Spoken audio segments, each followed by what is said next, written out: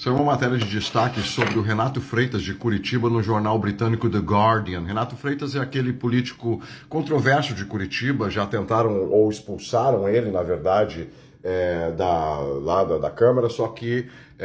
pela justiça ele ganhou a possibilidade de voltar, só que agora querem de novo expulsar ele, e é assim a maior demonstração do racismo típico do sul do país. Eu que sou gaúcho posso falar, o Paraná não está imune a ele, é uma cultura com a qual a gente cresce, com racismo recreativo, acha que não é preconceito, mas no fundo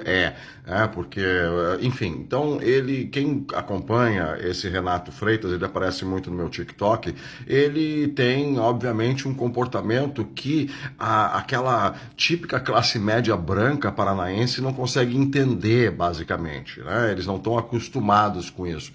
No Rio de Janeiro ele se perderia como basicamente normal, mas enfim, esse lado combativo dele, e é um cara que pega no pé em algumas questões e não larga, ele tem afinco, ele não se deixa abalar por todos os ataques que ele sofre constantemente, as ameaças que ele tem, né, de agressão, de ameaças de morte, aquela coisa toda, e tudo porque, claro, um cara que destoa completamente daquilo que o paranaense tá acostumado a ver, ainda mais sob um governo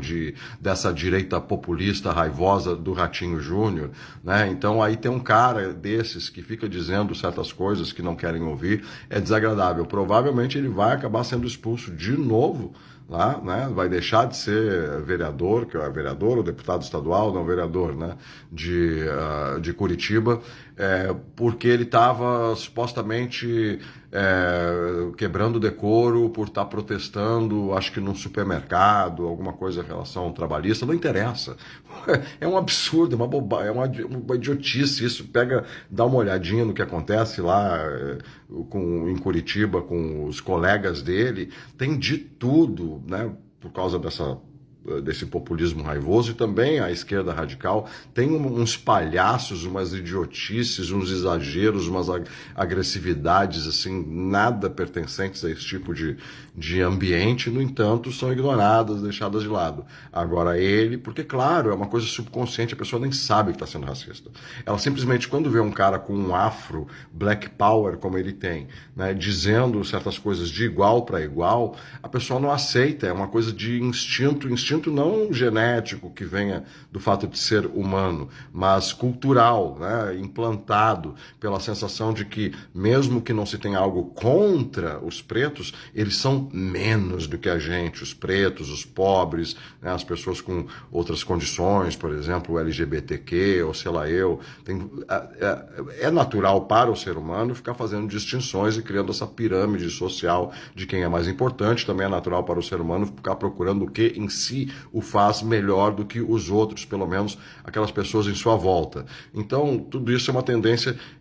natural do ser humano, mas que as pessoas civilizadas, conscientes, se dão conta que tem que frear, que, não existe essa inferioridade, ela é falsa, ela é causada por, né,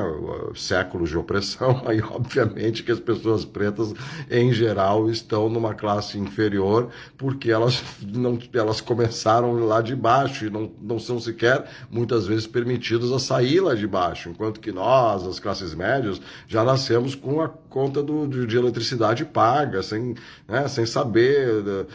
enfim, com colégio, com tudo, com os confortos que aquelas pessoas que foram sabotadas, que são as pessoas das favelas, os pretos, a maior parte dos pobres no Brasil, foram sabotados já desde as capitanias hereditárias e até hoje continuam por causa desse comportamento nojento, a la Odete Roitman, que é típico das nossas classes, não só altas, mas na verdade é o que menos tem nas classes altas, esses são mais bem resolvidos. Não classe alta de novo rico influencer, classe alta daquelas que já existem há gerações, são geralmente pessoas simples, que não precisam mais mostrar nada para ninguém, mas é a classe média alta e pior, as classes médias, porque tem motorista de Uber, sempre eu pergunto, eles sempre me contam a mesma história, que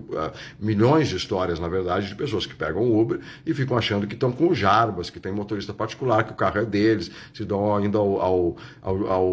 desplante de ficar reclamando se está sujo, se não está sujo, quando o cara está lá correndo atrás da máquina com um lucro mínimo, não tem nem tempo entre um passageiro e outro, às vezes, para saber se está sujo ou não está sujo. Mas por quê? Porque são pessoas que não têm dinheiro para pegar táxi e não tem carro, senão não dá pegando Uber. Então não são de classe alta nem média alta, são simplesmente pessoal de classe média, em geral média baixa, aí entra no Uber e se sente, né, a Maria de Fátima. Esse é o problema da mentalidade da América Latina em geral. Isso é comum em todos os países da América do Sul. Aliás, basta olhar qualquer dessas novelas mexicanas, essa distinção entre os pobres e os ricos, e entre os brancos e os pretos. Enfim, um nojo. E esse Renato Freitas, então, em destaque no jornal britânico The Guardian,